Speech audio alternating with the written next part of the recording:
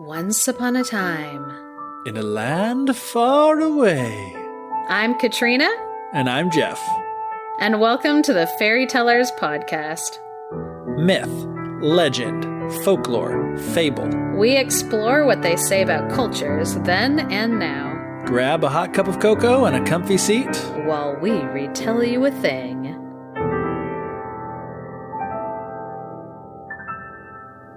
Welcome back to the Fairy Tellers podcast. And Happy New Year! Woohoo! 2020. Yay. Things are looking better than ever. And also, I should say, welcome back to Katrina to the United States of America. Thank you for welcoming me back. So, the question that has been on many of our listeners' minds since the geomythology episode is, did you see the Sisters Islands? I did not. So, oh no! It was funny because it was kind of like a frustrating morning. So for the listeners who don't know, I was in Australia. I was actually going to a friend's wedding that was out there. So completely not geomythology or mythology or fairy tale related trip.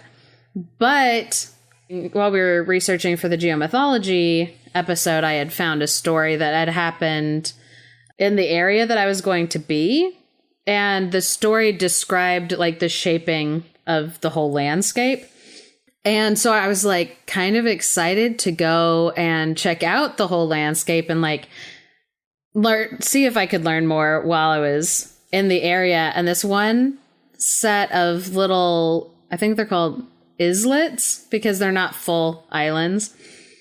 They're called the Sisters Islands in the story, but the people who have like the Australians that are European descent have renamed it the Page Islands. So I wanted to see them, and you're supposed to be able to see them on like a clear day as you take the ferry from Cape Jervis over to Kangaroo Island. And so when I was on the ferry, I was looking, and I even had like my telephoto lens to try to like zoom in and look at, and I think I saw a blip of something on the horizon using like my telephoto. But it's really hard to tell even when I like put it on my computer and zoom in. I'm like, it could be a freight ship because it looks very square. Or not square. It looks very like it has like squared boxy edges is what I mean. Yeah, it looks really boxy. And there was supposed to be an area that you can like kind of look out really close to it on the mainland and see it. And my husband and I tried to get to the walking trail for that. And a lot of the roads in their national parks are unsealed roads. They don't have like pavement, and we were in a rental car. And so we're like going down like the trail, and we're just like bumping all over the place, like in our car. And there's like kangaroos hopping like next to us, like in the car. It was very Australian. That was in Deep Creek.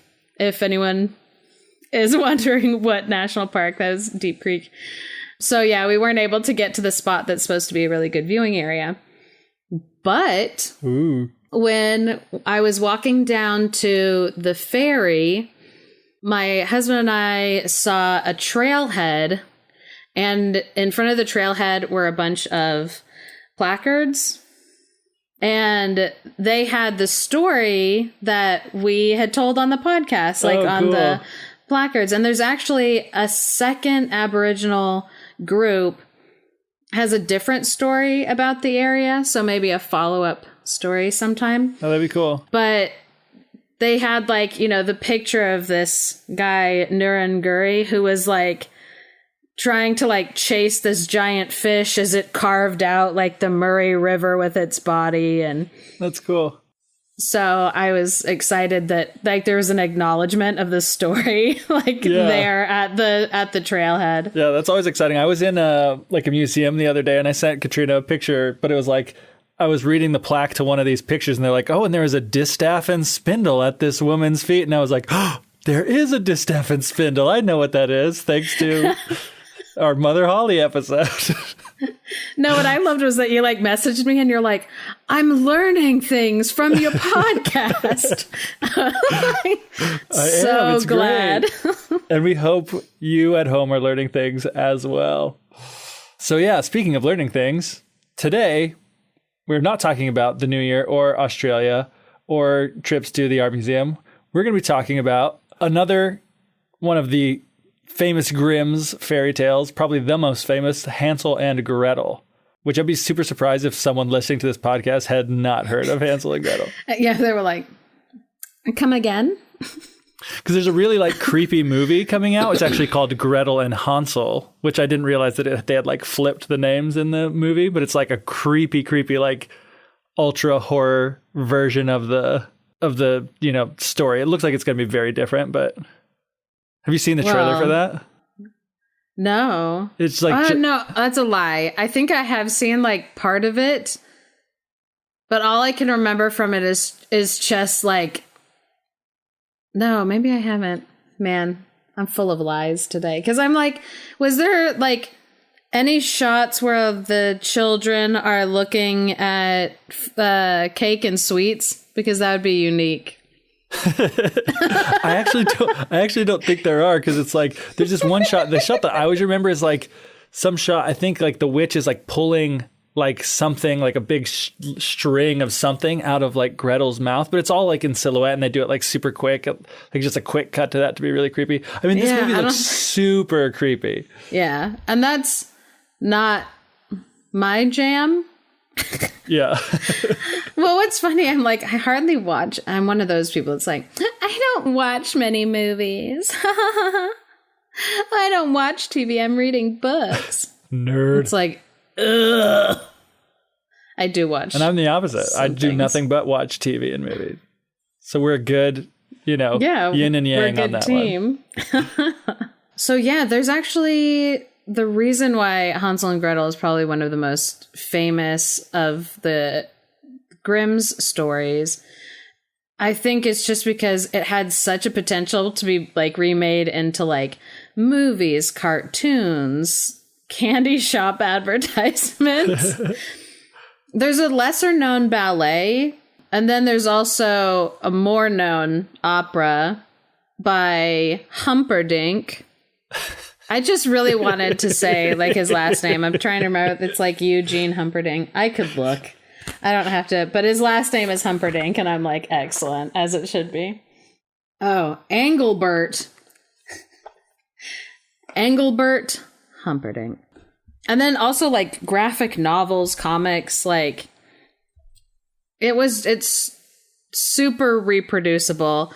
When there's a point when the Brothers Grimm started to sell single story books, and like Hansel and Gretel was one of the first ones that got that treatment. And it also, when in like 1893, their copyright lapsed on their book. And that was like 30 years or something after the last Grimm brother died.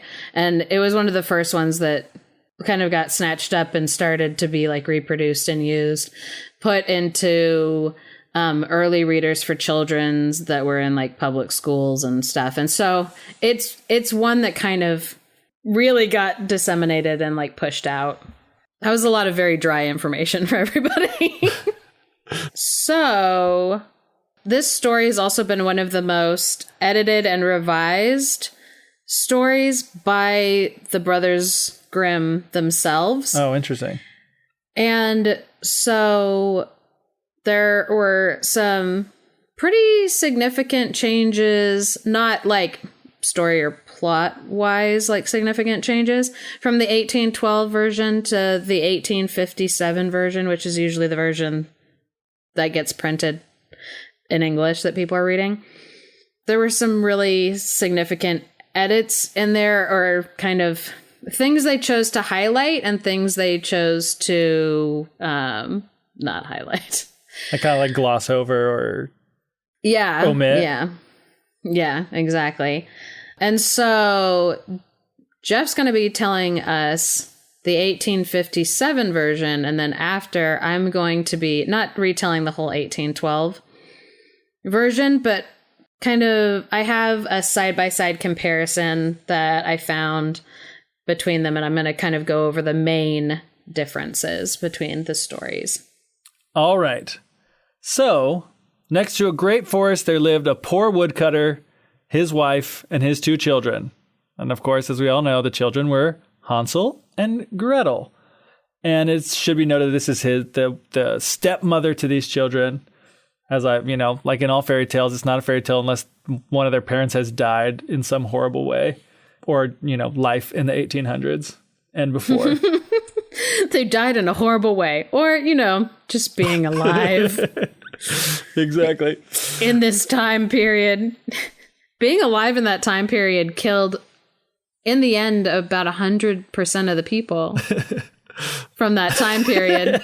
Yeah, it was a very difficult time. Because of how hard it was. Which is reflected in the story, because in this story, they were living a very hard life and there wasn't enough food for their family. And they were like really worried that they were going to starve. So, the man, the woodcutter, and the stepmother were lying in bed one night and said, like, oh, what are we going to do? How are we going to feed our children? We don't even have enough food for ourselves. And so the stepmom, surprise, surprise, is evil. And she's like, you know what we're going to do? We're going to take the kids out into the woods, into the thickest part of the woods. We'll make them a fire, give them a little bit to eat, and then we'll leave them there and we'll go off to work. But they won't be able to find their way home, and then they'll get lost in the woods, and then we'll be safe. So the woodcutter hears her say this, and he's like, no, I can't do that. I can't bring to myself to abandon my own children in the woods. Wild animals will come and eat them. And she's like, well, your choices basically are we can all starve to death together, or you can leave them in the woods to their own devices, and then we will have enough food to be able to get by. So the dad's like, oh no, I feel so bad for the kids, but we got to do it. Unbeknownst to them, the 2 children were so hungry that they couldn't fall asleep. So they heard everything that the stepmother and the dad were talking about. And so Gretel is like crying. She's like, Hansel, it's over. We're going to die. And Hansel's like, don't worry. I know what to do. So as soon as the parents had fallen asleep, he got on his clothes and went out to the door, and he saw, the moon shining down, and it shined on these rocks that were in front of their house that would like just shine so brightly in the moonlight. So he bent over and he was like picking up as many of these stones as he could, and he filled his pockets with them. And then he went back into the house and was like, Gretel, don't worry, it's going to be okay. And then he went back to bed. And then in the morning, the stepmother came in and was like, get up, you lazy bones, we're going out into the woods to fetch wood. And so she gave each of them a little bit of bread so that they could have it, for their lunch. She's like, don't eat any sooner because you're not going to get any more. And so Gretel put the bread in her apron because Hansel's pockets were full of the stones that he was going to go. And so they start walking out into the woods. And after they'd walked a little way, Hansel kept stopping and looking back at the house. And so his dad was like, hey, Hansel, why are you looking back? Pay attention. And don't forget, don't watch your feet so you don't trip or whatever. And so Hansel's like, oh, I'm just looking at, the white cat that's sitting on the roof. He wants to say goodbye to me. And the woman's like, that's not your cat. That's the chimney. That's the sun shining off the chimney. Let's go. And so he kept dropping the shiny pebbles along the road. All right, so once they got into the middle of the woods, the father's like, okay, go gather some wood and I'll start a fire so you guys don't freeze. So I think it's really sweet that the dad doesn't want his kids to freeze to death. He wants them to starve to death. Like he's very particular about how he wants these children to die. Yeah, it's like starvation. No, that would be just or freezing to death. That'd be too terrible. Starvation is the way to go. He's like, oh, I gotta go pile up some wood. It would be really sad if we'd get cold. Like, would it, Dad? So, he tells them, go ahead and lay down by the fire. We're gonna go cut some more wood, and we'll come back to get you when we're finished. So Hansel and Gretel are there by the fire. Midday, they eat their little piece of bread. And, they could hear like what they thought were the blows of an axe, which they thought their father was still nearby working. So thinking that he hadn't left him behind yet. But it wasn't. Apparently it was just, he had played a trick on him. He tied a branch to a dead tree. And it was like the wind was beating it back and forth that made it sound like And I was like, man, this dad, for not wanting to do this, is like really taking it to the next level. Yeah, he's really committed to this lie. He's like, oh, it'd be so bad to leave my children to starve in the woods. But you know what would totally trick them? So anyway, they're sitting there for so long waiting that they fall asleep. And then when they finally wake up, it's dark, like just night. And Gretel starts crying. She's like, oh my gosh, how are we going to get out of the woods? And Hansel is like, it's going to be okay, Gretel. Just wait until the moon comes up and we'll find a way. And so when the moon had come up, he took Gretel by the hand and they started walking, and they could see the pebbles that he had left behind glistening in the moonlight. And so they followed those stones all the way back to their house. When they got back to the house, they knocked on the door, and the stepmother opened it. And when she saw that it was Hansel and Gretel, she was like, oh, you wicked children, why did you sleep in the woods so long? We thought you wouldn't come back. And so the dad was just like super overjoyed when he saw this children had made it back. So he's like, oh my gosh, I didn't want to do it. I regret everything I did, even tying that dead log to the tree to trick them into thinking we were still out there. Yeah, and I seriously am like, okay, give it 5 minutes. This dad's all like, oh, it hurt me so much to leave you in the woods. And then like, he'll get over it. Spoiler alert, he's gonna get over it. Next paragraph, the stepmother comes back to him, is like criticizing him for being attached to his children. And he's like, no, we got to go through with the plan. And the children once again were awake and heard the whole conversation. And so when the adults were asleep, Hansel went back out again to try to get some more pebbles, because that worked really well for them that first time. But the stepmother had locked the door, so he couldn't get out. But he went back to bed and comforted Gretel. Was like, don't worry, Gretel, sleep well. God will help us. We'll figure something out. And the next morning they get up to go. Stepmother wakes them up. They receive their pieces of bread, even less bread than they had last time, because, this woman's like, okay, maybe we can have them starve and freeze and whatever, trying to up her chances of actually killing these kids before they could make it back to the house. And so Hansel took his bread and crumbled it up inside of his pocket into pieces. And so they were walking down the path again, and Hansel kept stopping and looking back at the house. And so he was dropping little pieces of bread along the way. And so his father's like, Hansel, why are you always stopping? Keep walking. And he's like, oh, I can see my pigeon sitting on the roof and wants to say goodbye to me. And then once again, the stepmother's like, you fool, that's not your pigeon. That's just the morning sun shining on the chimney.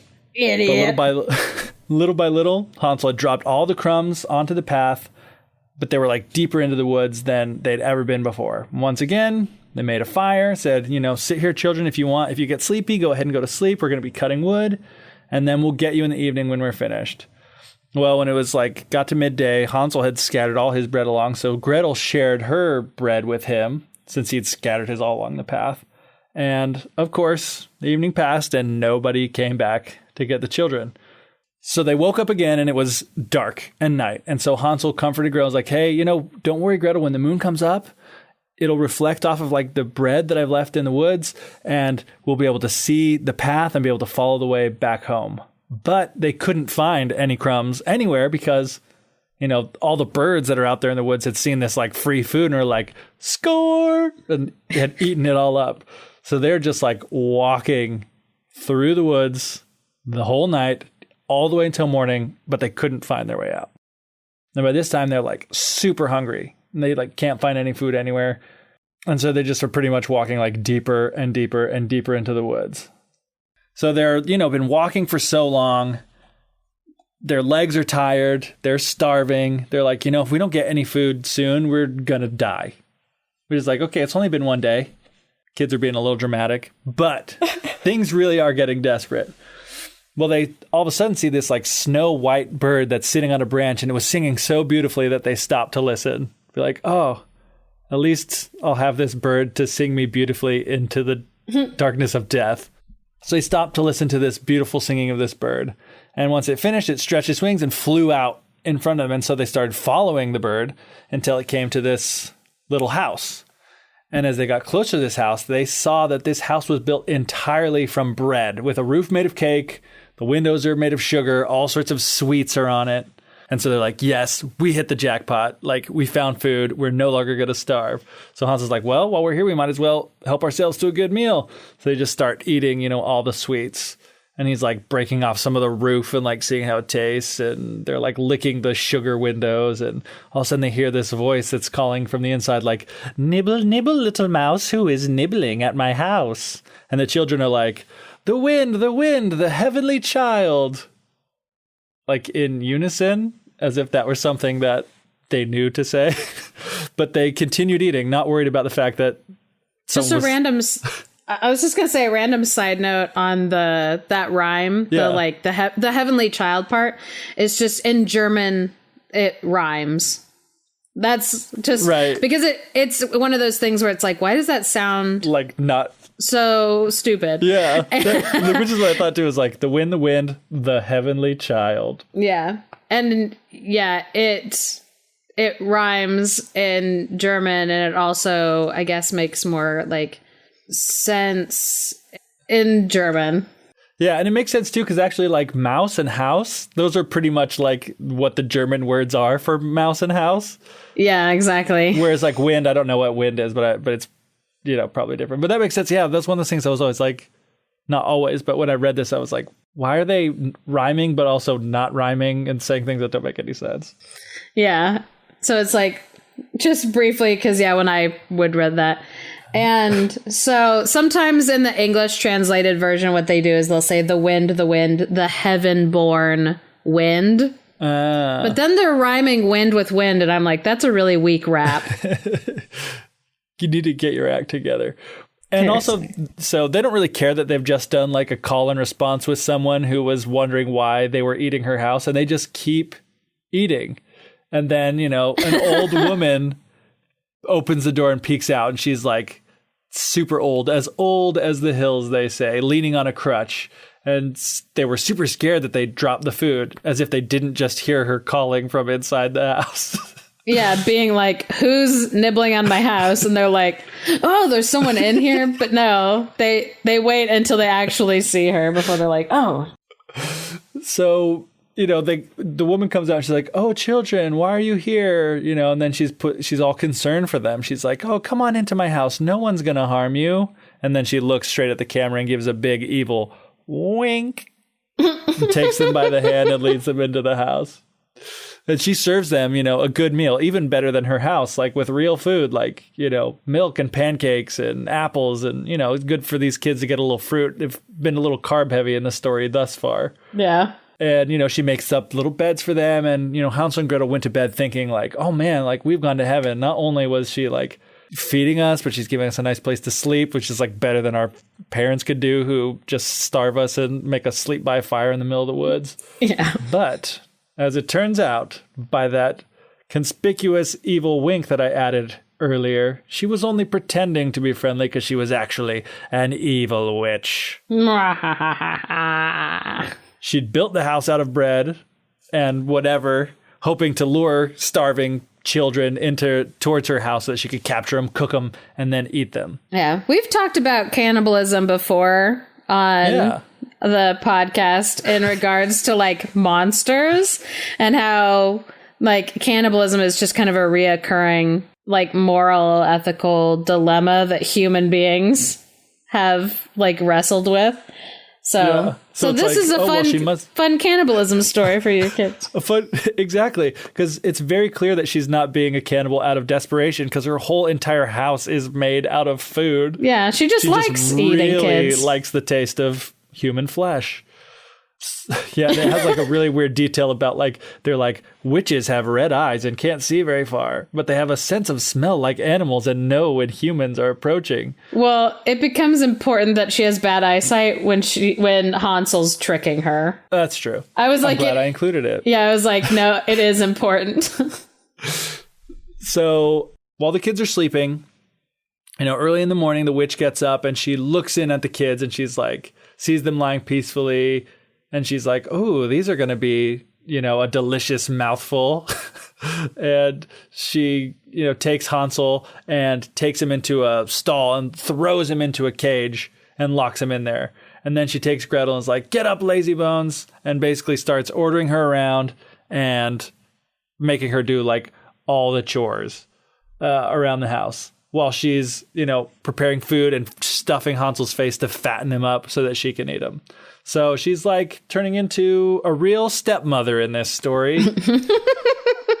So, Gretel was like really upset about having to do all this stuff. And Hansel was, not excited about the fact that he was going to be being eaten. Every morning, the woman would come up to the stall. Why it was important that she had red eyes that could not see very well, because she tells him, Hansel, stick out your finger so I can feel if you're fat. And so he sticks out, like, instead of a finger, he sticks out a bone. And so the witch feels the bone and is like, oh, like a chicken bone, not one of his, like, bones. Not a bone attached to his own hand. Exactly. Yeah, so, like, he's a bone fine. Like, so it sticks out and she's like, oh, he's not fat yet. But then it was like, it's been a month and Hansel is still thin. So she's like, you know what? I can't wait any longer. I don't care if he's not quite fat enough yet. I'm going to cook him anyway. So he calls Gretel in and gets her to fetch some water, and she's like, hey, whether Hansel's fat or not, I'm going to cook him tomorrow. And so Gretel is like, goes to pieces, so sad that she's like being forced to like carry the water that her brother's going to be boiled in. And so she like prays. She's like, please help us. If only animals had devoured us, it would have been better than this. And the woman's like, no, quit your whining. And so the next morning, the witch makes Gretel get up early, make a fire. And the woman's like, oh, you know what? First, we're going to bake. I've already got a fire going and I've got the dough ready. Why don't you go and climb into the oven and see if the oven's hot or not yet? See if it's a good time to put the bread in. And so Gretel, seeing what was going to happen, she's like, oh, you know what? I was sad that Hansel and I weren't able to die together in the woods. Looks like we're going to die together here now because she's going to cook me before she even cooks Hansel. Her prayers were answered. So she's like, I got to do something about this. So she sees the opportunity. She's like, Hansel's been tricking her with the bone trick this whole time. So I'm going to see if I can trick her. So she says to the witch, is like, well, I don't know how to get in. And of course, the witch thinks that Gretel's completely stupid. So Gretel's like, I don't know how to get inside. So the old woman's like, God, you're so stupid. The opening's big enough. Look, I can even get in. And so she starts crawling in like, see, look how easy it is to get in. And just then Gretel, poof, gives her a shove, causing her to fall in. Gretel slams the door, secures it with a bar. And the old woman began like screaming, scared because she was trapped in an oven and about to be burned to death. So Gretel runs away, leaving the witch to get cooked in her own oven, and she goes to Hansel's cage, Gretel does, and opens the stall, lets him out. He's like, Hansel, we're saved. The witch is dead. And so Hansel jumped out of there, super excited to be let out of the cage for the first time in a month, and they were just like super ecstatic. And, now with the witch locked up, they didn't have anything to be afraid of. So they're like going to the witch's house and like just looking all over, like, time what to can loot. we get from here? Exactly. We've murdered this old witch. Now it's time to loot her house. So they're running around and they find, in addition to food that they could take, on their journey to try to find their house, they found a chest of pearls and precious stones. A large TV. The 90-inch flat screen. So Hansel takes, the precious stones and pearls and shoves them in his pockets, and he's like, oh, these are even better than pebbles. And Gretel's like, oh, yeah, they are. Let me take some home as well. An astute observation, brother. So they get out of the witch's house, and they're like, okay, we're back in the predicament we were in before, though. Like, how do we get home? So they start walking around for hours and hours, and they finally find like a big lake or some body of water. And they're like, oh man, how are we going to get across this way? And Gretel's like, well, there's no boats, but there is a duck. I'll ask the duck if he could help us. So seeing this white duckling, she calls out to the duck for help. And it's like, duckling, duckling, come here. And the duck comes, and, Hansel climbs onto it, which is like, this must be like a huge duck because he's been being fattened up for 4 weeks. Besides the fact that he's a human person. And he asks for Gretel to get on with him, but she's like, no, it'll be too heavy. It'll sink the duckling. So, we got to have some logic in this story. I know. It would be horrible if it made no sense. And so the duck took turns taking him across the way, which again, it's like such a weird specific detail. Okay, what I find interesting about like the duck helping them here in this story is that so often when people are remembering the Hansel and Gretel story, they're remembering the birds that like ate all of the bread path. And so it's kind of like birds. So, I mean, in the way this part, it's like a counter to those evil birds, not evil birds, but the birds that like screw them in the beginning, they get helped by a bird in the end. There's kind of like a symmetry to it. Yeah, it's like it redeems the birds. The birds are chaotic neutral. Exactly. So once this bird decided to help them get across, because they just proved that they were worthy by murdering a witch. That's what I'm assuming. Indeed. They get across and they start going through the woods, and they get to a place where they're like, oh my gosh, I actually recognize this area of the woods. And they follow it back to their father's house, and they rush in and like hug their father. And, you know, so the father was like so excited to see them because he'd been miserable since he left them out in the woods. And to add like even further to this, like the stepmother had died while the kids were gone for this month. So it was like, what good that did to help them from starving to death. But, you know, they got in there and Gretel was like, oh, it's not just that we're back. And she like shakes out her apron and all the pearls and precious stones come like pouring out. And it's like, we're also rich. And so with all that money, they could afford to buy food, and they lived happily ever after. Yay. The end. Awesome, Jeffrey. Thank you. The version that Geoff just told is one of the 1857 versions translated, of course, into English. And it's usually one of the more common ones, the ones that get told the most often. Yeah, it's like there was a few details in there that I'm like, I didn't remember, but for the most part, it was like the story went as I kind of recalled, you know? Yeah, in my mind always cuts out the stone part. Yeah, like it just goes straight to the crumbs. Yeah, it just goes straight to like the bread. And definitely like the duck was like, I don't recall this duck helping them find their way back. That's interesting. And I think in Humperdinck's opera, it's actually like angels who help them. His opera is very like overtly Christian. Which there was some of that in this version of the story, at least, where like they talk about, you know, like, oh, God will help us and so stuff like that, but only a little. And they added in more overt God stuff in the later versions of the story. So I looked up a side-by-side comparison of the 1812 version to the 1857 version. So that exists out there if people are interested in looking at it for themselves. Most of the edits that the Grimms did to this story was to make it read easier, make it read prettier, more like literature. So a lot of people, they think that the Grimm brothers were like walking around, like trying to like record people and their like real language, like their real German, and trying to like write down like their dialect. And that's what this project was about. And that's not what this project was about.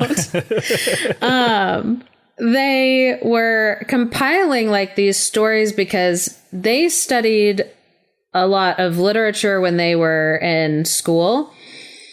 And I mean, they saw some importance in capturing these stories, especially creating like a national identity for Germans, because at the time the German speaking states were all split up, and it wasn't Germany. There wasn't like a Germany country, and the people really wanted a Germany country, and Napoleon stuff was happening and all kind of like everything. It's a very interesting part of world history in respects to Europe that was going on like at the time. But they were trying to actually turn these stories into a kind of literature. And so they themselves were starting to like edit the stories to make them sound more flowery, more elegant, more polished than the way that they had heard them from some of the people that they knew. So there's a lot of editing that went into just that respect. Yeah. And also they were editing they were editing out stories that people found like gory or over sexual, because when they published their book, and their book was called Children and House Tales, and so it wasn't like labeled like stories for children or children's stories. It was children and household and house tales. Yeah. And so it was just basically stories that are told to children and inside of the household. Right. And so some of the stories, people were like, even at the time it was published, were like, this is too gory, or this is too over sexualized, and we want you to get rid of this. And so they did it. And I think that's hilarious, because a lot of the times we'll hear things that are like Disney is sanitizing these stories and taking away their real meaning, or like children today are too soft for the stories that were once told to children around the world. And I'm like, no, that's not what happened. People like you existed even back then saying that they should change things. Yeah, that were like, no, we definitely shouldn't be reading this. And so like the Grimm's brothers themselves were doing like a whole lot of editing. In the 1812 version of the tales that they published, there are like 34 of them that don't go into any other edition. Some of them were because it was like too graphic, too sexual. Some of them it was because there are other tales that exist just like them, or that were already in the book. Uh-huh.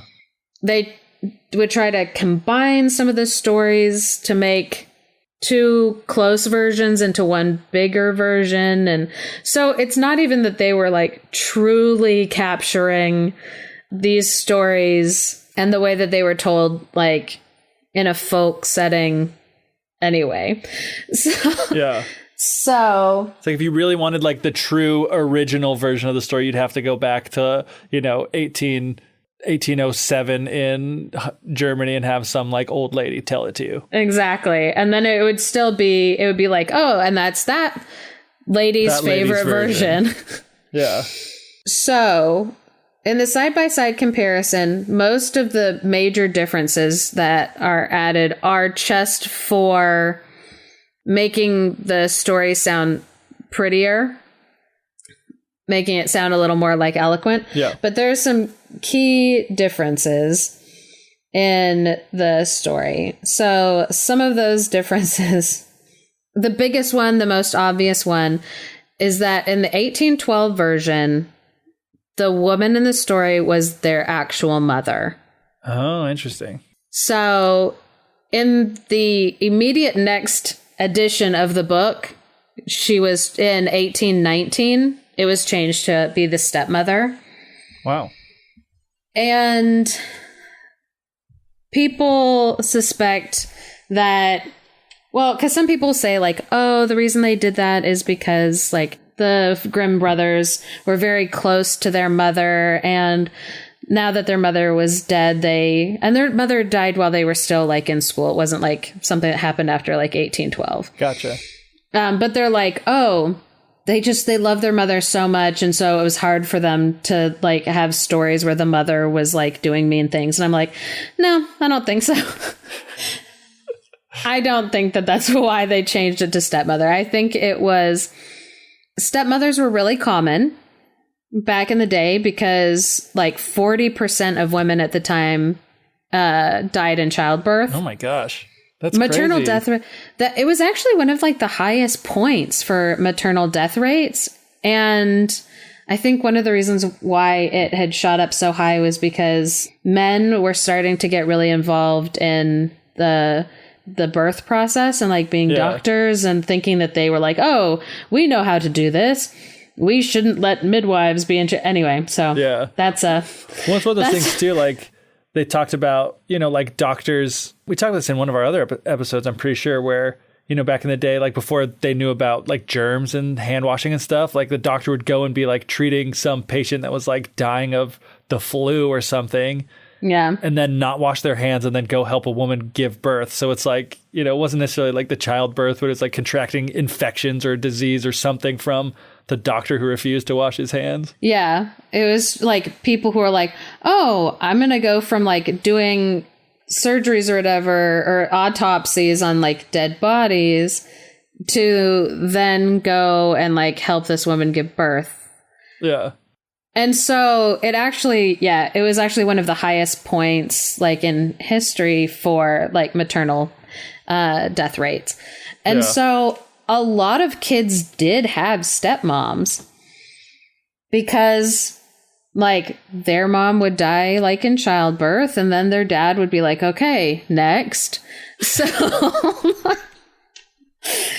and so there were a lot of like stepmoms in the time, and so it kind of makes sense because even there were a lot of like anecdotal stories about just how stepmoms just don't love their stepkids as much as they love their kids. Right. There was a lot of that going on, and so changing it to a stepmom made the story more relatable to the audience. So it was just like a logical change to change it to be a stepmom instead of the mother. But in the earliest versions of the story, it was their actual mother who was like, I'm going to take them out into the woods and leave them to die so I don't starve. Another thing along with that came in the edits was that they started to add lines from the dad that were like, but I do feel sorry for the poor children. And so originally he didn't actually care. Yeah, like originally she was like, the mom was like, well, we don't want to starve. We should drop our kids off in the woods. And he was like, and it said she gave him no peace until he said yes. So it's like she nagged him until he was like, yeah, might as well. And so, then in like later editions, they actually have him being like, oh, it's a very sad thing to do, but yeah, okay. Like, I guess if I have to. And so then I think we talked about really briefly, like before they started adding in a little more references to God, like at the beginning when Hansel's saying like, don't worry, Gretel, just like sleep well, like I'll take care of it. In later versions, he's like, don't worry, Gretel, sleep well, God will not forsake us. And so they're kind of really sticking in like the God element. And they even later on in the story, when they killed the witch, they were like, in the original version, they were just like, she killed the witch. And then in later versions, they were like, they killed the godless witch. Right. And it's like, okay, we get it. Witches are pagan and you hate them. Like, we understand. And you're thinking like, and you said kind of earlier that one of the reasons they added more of the overtly Christian religious stuff is because of kind of responses from other people. Like kind of along with the same, like, it's too violent, it's too sexual, there's not enough religion in it. Yeah, like, oh, there's not enough God in this story. So, and then in another example of kind of like them blaming the mom, in the original version, it said the man was very disheartened and he thought it would be better to share the last bit of food with the children. But because he had done it once, taking them into the woods, he could not say no. So, and that was like the sentence explaining when they were taking the kids back into the woods. Right. And so the 1857 version is like, the man was very disheartened and he thought it would be better to share the last bit with the children. But the woman would not listen to him, scolded him, and criticized him. And I'm like, wow. It's like, let's just put all the blame on the stepmother.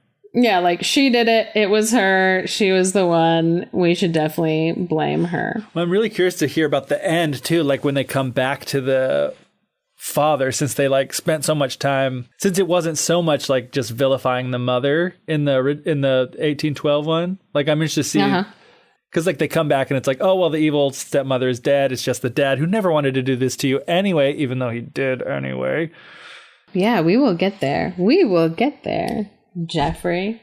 I also wanted to let you know, because you were kind of like, what is this little white bird that like takes, like that's like singing over the house, like leading the children there? So in the 1812 version, it just says, on the third day, they walked until midday when they came to the little house entirely made from bread with a roof made of cake, and the windows were made of clear sugar. So, but then in the later edition that you read, it's like, it was already the third morning since they had left the father's house. They started walking again, but managed only to get deeper and deeper into the woods. At midday, they saw a little snow-white bird sitting on the branch. It sang beautifully, blah, blah, blah, blah, blah. And so there's all of this, like, random, like, this bird led them there. And it's like, okay, because white birds are usually considered a sign of, like, a peace and safety and all of this stuff. And so it's kind of like, did they add this little bird in to, like, foreshadow that the children are going to be okay? Was it a false sense of security that the witch was able to somehow use to, like, lead children, like, to her? Yeah. And it's not really explained, but it was a thing that was just kind of, like, added into the story as, like, something that kind of directs their walking to the house. Right. To give it just like, oh, instead of them randomly coming across this, there being a reason why they came across the house. Yeah, exactly. And it kind of makes sense, too, with, like, you know, the birds that ate the bread before. Like, they would see this bird just randomly in the woods. And then the bird's like, well, I'm hungry. I know just where to go. Yeah. And, yeah, because a bird might lead them to food. Another food source. Yeah. Just, like, maybe trying to add logic into it instead of, like, just the randomness. Yeah. Or even, like, what I had said earlier when they were trying to add more of, like, a literary bent to the stories, where they were like, oh, we want to make these a little bit more like classic literature. We want to make them a little, like, fancier, have a little more clout. And so if we kind of add flourishes and more, like, symbolism and foreshadowing and whatever, they're like, oh, then this will make the stories, like, a little better. Yeah, more literary. Yeah, more literary and less folk tale. So what's interesting also to me is in the later versions, they gave more speaking lines to Gretel. In the original version, it was more stuff was happening to her. Yeah. And she was just kind of like walking, you know, like crying and sobbing and then walking along. Like she wasn't really actively participating in the story. And then in the later versions, she at least says more stuff and is like more involved in the story. And such as her line when she's saying, "Dear God, please help us. If only the wild animals had devoured us in the woods, then we would have died together."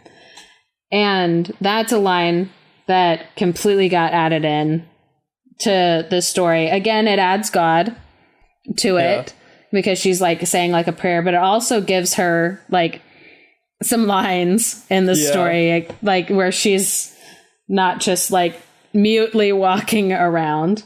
But one thing that they took out of the 1812 version was when Gretel was supposed to be getting things ready to be cooking her brother. It said, "Gretel stood in the kitchen and cried tears of blood and thought that it would have been better if wild animals had devoured them in the woods." Jeez.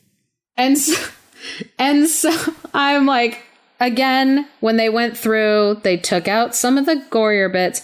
This one, there weren't a whole lot of gory things for them to take out, but the part about her just like standing there crying blood, they were like, we can take this out. It never really made much sense anyway. Cut. Yep, like that won't go in there. So those are just like briefly some of the like two different. So, and at the end of the story, like Geoff, you asked, when they get back to the house, the mother is in the 1812 one, their mother has died. Yeah. And in this one, the stepmother's died. A lot of people have kind of put a lot of like looking into that of wondering like, well, because it's one sentence, or it's even like it's just a part of a sentence. Yeah. Where they're like, oh, the dad was so happy the kids were home and the mother was dead. Yeah, exactly.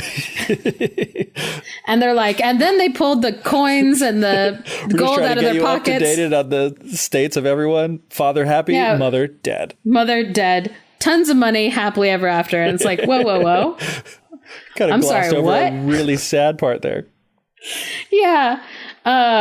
So people, one of the theories, and it's more of like one of the like psychological theories that people have like towards this fairy tale, is that the reason why the mother died at the end of the story is because the mother was the witch the whole time. Oh, man. I'm not joking. That's like one of the main theories that people have. I can see that. And even on like some sort of like symbolic level. Even if it wasn't supposed to be like, oh, she was literally the witch. Although it might as well be as much as, you know, things make sense in some fairy tale logic. Well, and then people who were, you know, like fans of Freud and kind of those beginning stages of like psychology are saying like, oh, because Gretel was the one that killed like the witch, that's like all young women want to like defeat their mothers. And so Gretel was able to like murder was able to murder the witch, which symbolized the female figure in her life that was like having control over her once. Or maybe they explained in the beginning of the story that there was not enough food, so maybe she just starved to death. Yeah. And also a very common end to stories. Like fairy tales have some very common endings that just kind of like, you know, that like he woke up and it was all a dream trope that people are like so done with in like movies and stuff. Yeah. They have like common little quick ending tropes that happen all the time in like fairy tales, where it's like, and the person who did the bad thing in the beginning is dead, and here you can have a princess to marry and now you'll live happily ever after. Yeah, totally. There's like lots of stuff where they just like, all right, we got to tie up all the loose ends in one sentence so we can all live happily ever after. Like the exciting stuff of the story is over. Yeah. So here's the happy ending. Yeah. And since the loose end in this story was like, okay, that mother who would, if they had showed, because it's like if they had showed up that second time and she was still there, she'd be like, okay, let's wait a couple months and then try and ditch him again. Like, yeah. So she had to be dead for like the story to end. So it's like, if you want to look at it in like a psychological way of like, it's a symbol of mothers like needing to be defeated by their daughters. Like, you can look at it that way if you want to. Have fun. I can't. Yeah, have fun. It's not at all my theory. Yeah, and there's interesting things that you can. I mean, that's part of the whole thing with like literature or any kind of like textual analysis, where you're going in and trying to find out like other meaning, or even if it's just meaning for yourself. It's like, but you can definitely go way too far with it. Yeah. Because it is like, if you need an empowerment story about like getting rid of toxic people in your life, like by all means, here's Hansel and Gretel. Like if you feel like Gretel and you're trapped by some toxic person in your life, shove them in an oven. Problem solved. Metaphorically, of course. I don't want people thinking I'm actually advocating that they murder toxic relatives in their life. No, never. Never. Nothing is better after a long day cruising down Route 66 than finding a great place to get delicious food. Before you stop in at the famous Jackrabbit Trading Post, head over to Mr. G's Pizza in idyllic Joseph City, Arizona. Enjoy pizzas made to order, toasted subs, or fresh salads. And when you're done, grab some ice cream to enjoy while you get back on that beautiful Route 66. Remember to ask for Andy, and let him know that he needs to pay those traffic fines whether or not the aliens do come back for him. He won't need that money in space. Mr. G's Pizza has been family-owned for 25 years, and when you're there, you're family too. But not Andy. He just works there. So, Geoff, you shared a fascinating article with me. And it was funny because you shared it with me and I was like, I will read this later because I was on vacation. So I was like, I'll look at this later. But when I was kind of like doing research and going over stuff, I was looking in my copy of the Oxford Companion to Fairy Tales. If anybody is interested in knowing a lot about fairy tale, just studying fairy tales, this is a great book like to start with. We're not sponsored by them or anything. I just want people to know the Oxford Companion to Fairy Tales. It's super useful. Yeah, and as a matter of fact, they might be like anti-sponsoring us. Like they're like, please do not make us think in any way that we're affiliated with this podcast. Like, we don't know these people. We didn't tell them to shout us out. But when I was looking at the entry that they have for Hansel and Gretel, I saw just like this little paragraph that was saying that there was a time when people wanted to know, or they wanted to believe that fairy tales were based on true stories. And to kind of feed that fire of interest, this one man actually made a parody book creating a historical record for Hansel and Gretel. And it was published in Germany because the guy was German. And it was called The Truth About Hansel and Gretel. And that's kind of just quickly like all they said inside of the Oxford Companion to Fairy Tales. And I was like, that'd be really interesting to like look up and research what it is. But first I'll read that article that Geoff sent me. And it was like about that very thing. Yeah, it's called How a Literary Prank Convinced Germany That Hansel and Gretel Was Real. And it's on Atlas Obscura, which is like a great website for like random stuff about all sorts of things, like weird places in the world and whatever. But yeah, they go into like some pretty good depth on the story behind the guy writing it and even kind of what he wrote in his book. And it's incredible when you're reading the article, and we're gonna put the article on the Fairy Tellers Facebook page.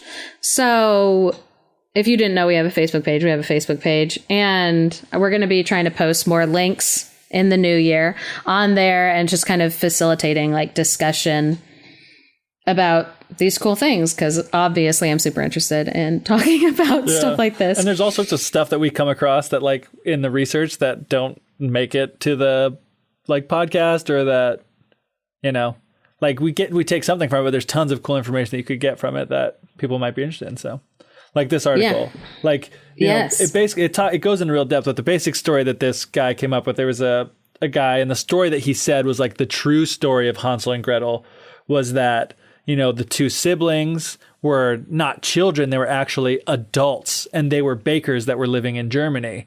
And what happened was, you know, they murdered the witch who was also a baker in order to steal her recipe for this, you know, gingerbread, like traditional German bread, so that they could get it. And like, you know, this whole story behind like how that woman became, you know, to be known as a witch, because it was actually like some rival baker was trying to marry her to get her recipe, but she refused. So then he started these rumors that she was a witch, and, you know, goes in this whole thing about, you know, how this fake, essentially like amateur archaeologist discovered the actual witch's house and figured out all this stuff about it. But it was basically like the author. And there was like charred gingerbread inside. But it was charred gingerbread and a recipe for this stuff, like that was like with burnt edges. Well, what's really interesting to me about in there because he also was claiming that like the origin of this kind of national gingerbread treat, because it's this like soft gingerbread cookie recipe, and it has a specific like German name for it. But he's claiming in like the book that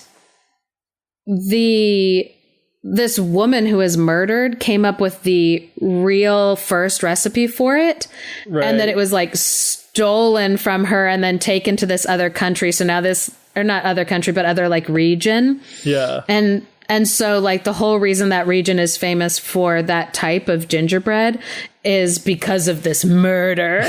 And I'm like, wow. Like he took this prank to the next level. And like even elaborate backstory. Yeah, and in the book they have like photographs of stuff, like the charred gingerbread that he found and like the witch's house, and even of the like archaeologist who was like a made up person, but like apparently him and like just a photographer friend like went out into the woods, and he like wore like a trench coat and like literally like fake beard and mustache, and they were taking these pictures of him doing like fake archaeological work to like publish into the thing. And like he just thought it was like funny. He thought people would get that it was, like a joke, but people did not get that it was a joke. And what's hilarious is at the end of like that article, and it's been the man's still alive who did the hoax, and he said that like what's kind of weird to him is that there are still people who believe that his book is real, even though it's been totally debunked. He's come out and said, of course it's all fake. None of the evidence like holds up or checks out. Even the recipe that he claims to have like found inside of this charred, burnt building, it's just a copy of a very common recipe for it that was found in like a cookbook everybody has in their house. But people wanted to believe it, and people still want to believe that it's like based on a true story.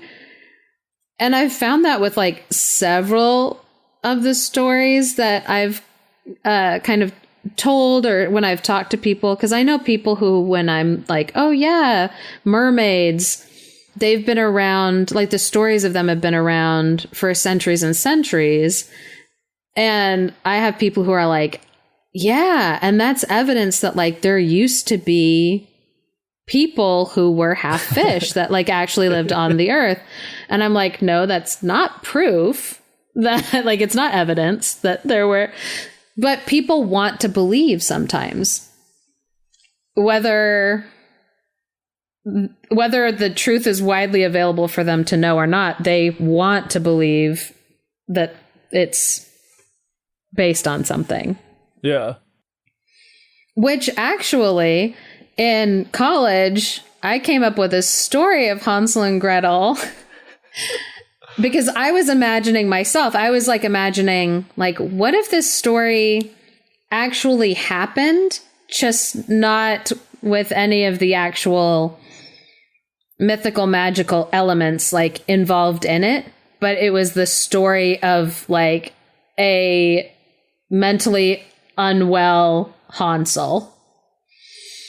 And so I actually made a little movie with my college buddies, like, where Geoff drowned his now wife. Yeah. And my mother-in-law loves that movie that we made. Oh my gosh. But she also hates it so much. I just remember when she was like, can you guys stop killing my daughter in your movies? And we're like, okay. It goes to something really interesting in the sense that, some people latch onto these stories by wanting them to be based on real events, and they speculate as to what those actual events could be, or they want to, tell their own version of the story, which is why like there's been, tons of Hansel and Gretel movies that have been made. Like you've said, it's been adapted into operas. There's this other movie coming out. For whatever reason, it goes back to this thing about there's something about these fairy tales that touch people in a way that they want to take ownership of them themselves and put their own kind of stamp and interpretation on it. It even goes back to the thing you're talking about with, like Freud and people analyzing it to try to find this deeper psychological meaning. And it's like, that's really common with all sorts of fairy tales. And I think part of it comes down to the fact that they are these collective stories that don't necessarily belong to one person. They belong to us all. And so that we can tell them and retell them in whatever ways, ring true with us, which is kind of a cool thing about fairy tales. That's why we have a whole podcast talking about them, I think, and retelling them. It is interesting that people are able to kind of just get from the fairy tales what they need, and they can also kind of see into them what they want to see into them, which is why when like Freud and his work and Carl Jung, when those were becoming really big, like theories, and they were the kind of the top of psychology at that time and people were really interested in this like new budding field of like psychology. They started to turn to like fairy tales as kind of a way to look at the psychology of the people who are writing the story. And it's not that different from, kind of what gets done today, but with a little more nuance and advances in what we know about like psychology and the human mind.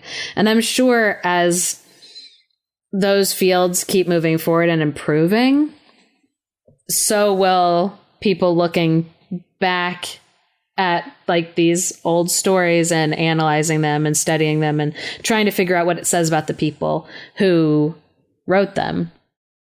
So this story is one that lends itself to a lot of retellings. One, because people know and recognize it so well. So it's already part of just kind of the absorbed language and stories that we already have present in our mind. And so when somebody already knows what the original is, it becomes easier to make reference to it or to play off of it or play with like the different elements of it, because people already have something in their mind to compare it to. And what they compare it to is the original story. Right. So you get a lot of like free information. Like you don't have to explain the world. You don't have to explain why there's a house covered in candy. It's because it's like, that is it just is something that is in the original. So you can deviate from that while drawing on like the knowledge of what the world or whatever is supposed to be already. Correct.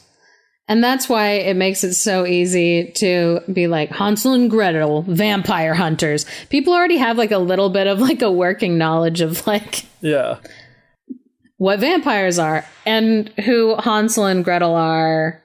And so there's already something communicated there about what people are about to witness or experience because they already have this working knowledge. Yeah, and there's also just really strong imagery, like the house made of gingerbread and candy and whatever. It's like that's something that is like I want to say it's very unique because it is, but it's not unique because people took it from Hansel and Gretel. You know what I mean? It's like just a very striking, strange, interesting image, and the same thing of like leaving a trail of breadcrumbs behind you as you go to lead your way back. It's just like there's something very. It's easy to picture these things. Yeah. As it's happening. And to picture just like the despair of like turning around and realizing like your path got eaten. Yeah.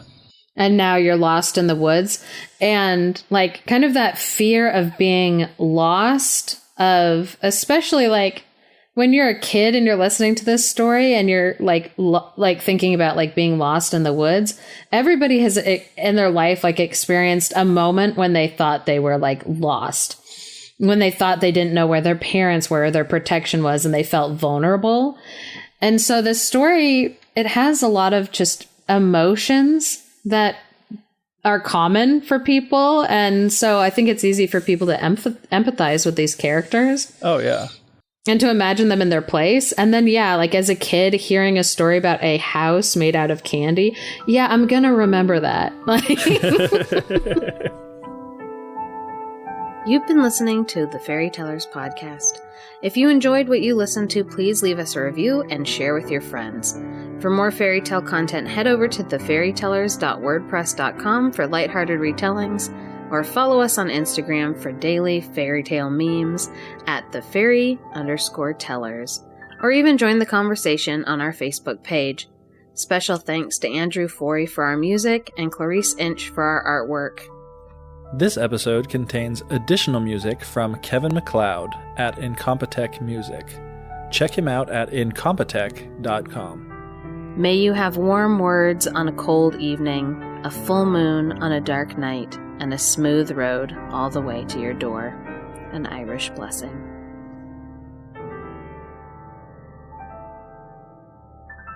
So they finally get back to the house. They knock on the door, and the stepwoman opens it Step woman? That's not a thing. I love that. The step woman.